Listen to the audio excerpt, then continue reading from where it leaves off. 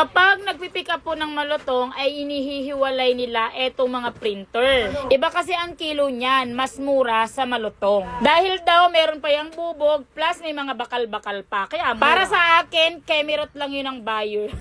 Etong acrylic na ito ay dapat pipick upin nila, kaya lang inawat ko. Ang sabi ko, no! Don't pick up. Ang sabi ng buyer, why? Nag-English. Ayun, wala na akong nisagot kasi hindi ko alam kung isasagot ko ng why. Why don't pick up?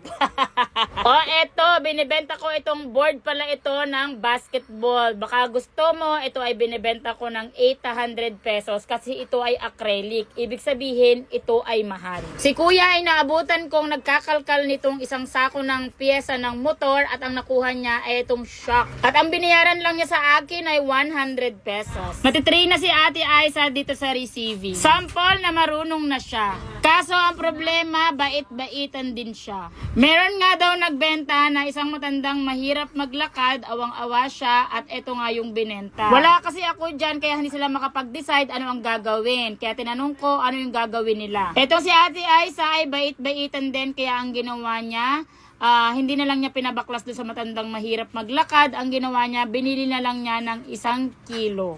Dilaw. Pero kung, sabi ko sa kanya, kung tuwid yung lakad ay hindi. Huwag mong bibili. Pag tuwid yung lakad, huwag mong bibili na. Kailangan, mahirap lang maglakad. Tapos hapon na, eto na naman, may panibago na naman tayong aircon. Diba? Dumarami talaga ang nagbebenta sa akin ng aircon. Alam nyo ba kung bakit? Syempre, dahil mahal tayong bumili ng aircon. Ganun talaga. Ilang beses nagbebenta sa akin yan si Kuya. Pang-5 na niya ng beses nagbebenta sa akin ng aircon. I-welcome pala natin itong ating boy na dati kong tao din pero bumalik na ulit siya, si Fredo.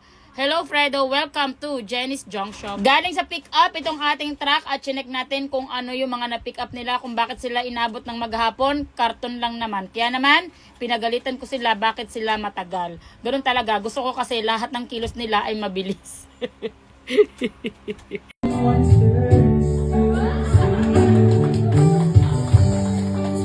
A round of applause again. Commercial muna tayo, diba? Kahit kayo nagulat at bigla akong nag-intro. Ipopromote ko lang itong aking favorite na banda, ang The South Coast. Lalo ngayong Pasko, ang daming event. Kung naghahanap ka ng bandang swabe, masarap sa tenga at hindi maligalig, i-contact nyo na ang The South Coast. Sila pala yung banda na kinuha ko nung birthday ko at kinantahan nila ako ng favorite kong Oh, wanna dance with somebody.